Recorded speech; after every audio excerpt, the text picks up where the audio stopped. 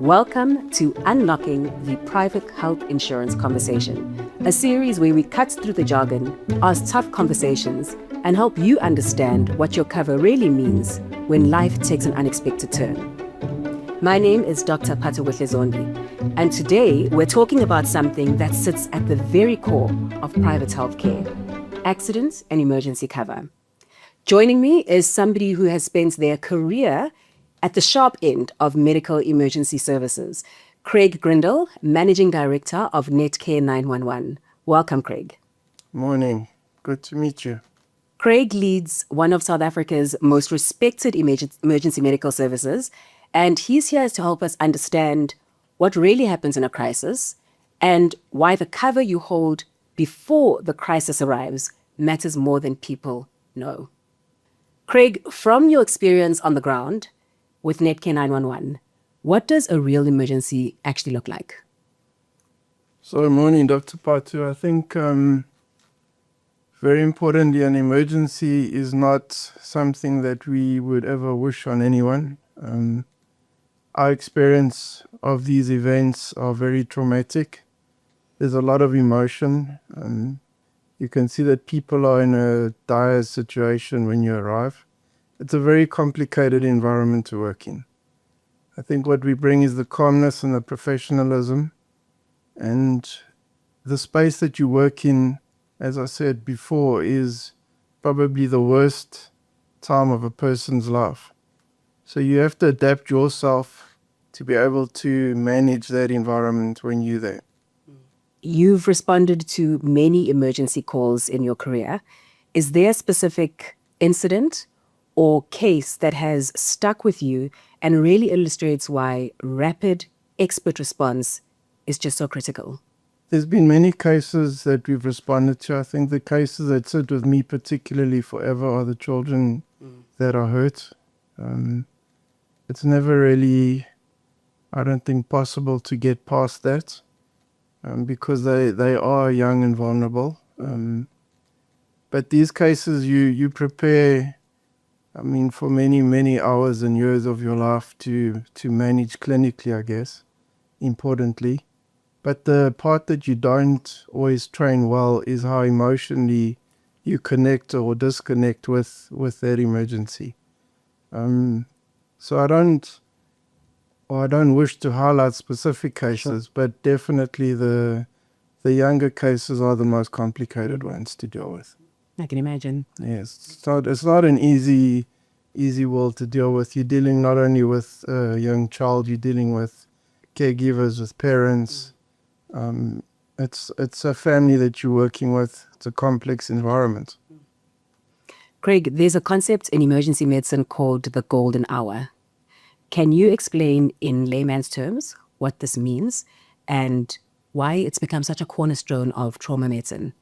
So the golden hours come from many years of trauma care. I think in simple language, in an emergency where you are bleeding, you just use that as a simple term, you require every bit of time to get to a particular destination, being a hospital where there's surgical intervention.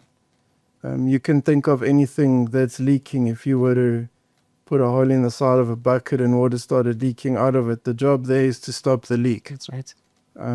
So in simple terms, the golden hour is about time. It's about the definitive care that you're going to receive. And those packages bring together a result where people ordinarily would not have survived. And the golden hour construct, in essence, is that theory that if you're quick, you go to the correct facility, you get treated by the correct team, you're on the right side of time, we hope that the outcome is a good one. So what we often see, whether it's on TV or if unfortunately we've been in the situation ourselves in real lives, is what's happening on the scene. But there's a lot that's happening behind the scenes, and that's where NetCare 911 plays a role. Can you tell me what is happening behind the scenes in those critical minutes that the patients and the family won't necessarily see? Okay, so when the emergency case comes in, and remember that in the new world of technology, it's either a phone call, can be coming in through a mobile phone application, through some digital API that we've built. In the agents world, being in the call center world, they're dealing with a lot of logistics. Okay. So the most important logistic we deal with is finding you. So your location, that is critical. Once we have got that 100% accurate, we are able then to dispatch emergency vehicles to your location. And at the same time, while we're busy doing that, we're gaining more information from the caller. So we're trying to establish what is happening with the patient, what are they doing, are they breathing? We're getting more information around the incident, what is the security risk? You know, are there other risks? Are there dangers? Are there things we need to be aware of? Are there other services we need to send? Police, fire and rescue, security, etc. Once we've established those kind of cornerstone data points to get to you and get the right services to you, we move that call to a telemedicine environment, which again is another digital advancement that we've brought into our system.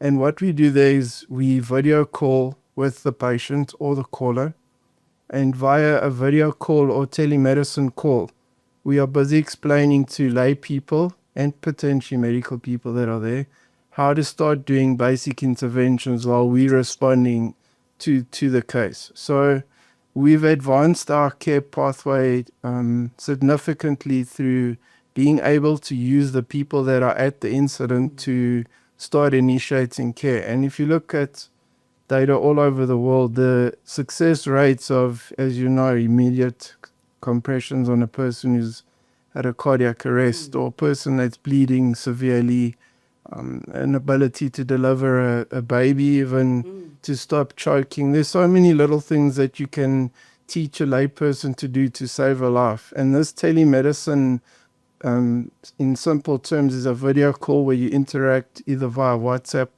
or via your phone's video camera.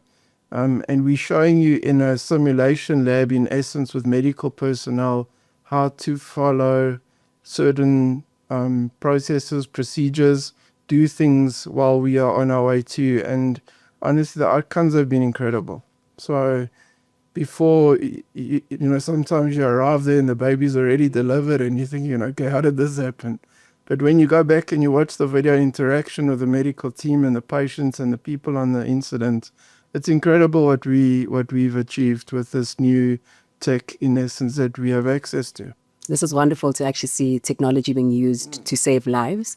It is incredible. And specifically, as you've mentioned, you being able to instruct, guide a person and a first responder on the scene through life-saving techniques before you even arrive. And before, you know, obviously technology, it's advanced at a speed that's unbelievable. But before, we would be on a telephone voice trying to explain, you know, how you would do these procedures, which you can imagine for someone who's in stress, who's freaking out about the person that's on the ground that they love.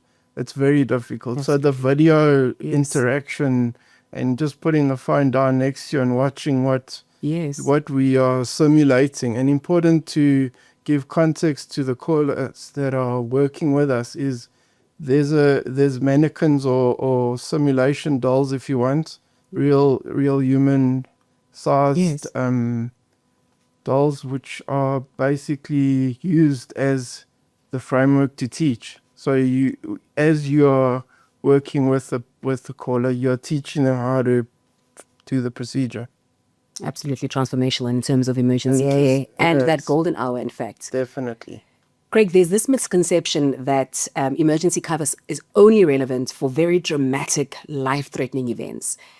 What are some of the more common but equally serious emergencies where having the right cover can make a definitive and decisive difference? So look, I think, you know, in the world we're living in, cover is very important. And I'm not for 1 second saying that it's an easy decision to take. You know, if you're making a decision around where do you spend your money and you want to cut on certain things, it is difficult to justify why would I need cover when the chances of something happening to me is fairly low in our country. it is important to have cover and to choose the right cover, because once you are involved in that emergency, there's no way to fix cover. And it's a preemptive, it's a important and a very decisive way of looking after yourself and your loved ones.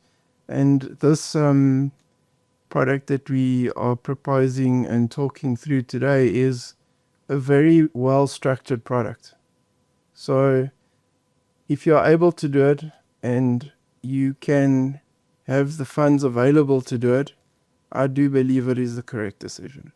And remember that it's not just a capped when we use the word capped, it doesn't have like an end value. So we're not saying it covers you to that point and then it stops. This is full cover. So for the person listening, and to make sure that we understand fully the scope of injuries or conditions that this might cover, we're talking about accident and emergency cover. Sure. And so one might be thinking car accidents and very dramatic events. Are there any more common ones that would ground us in a reality that might actually happen upon us sooner than later?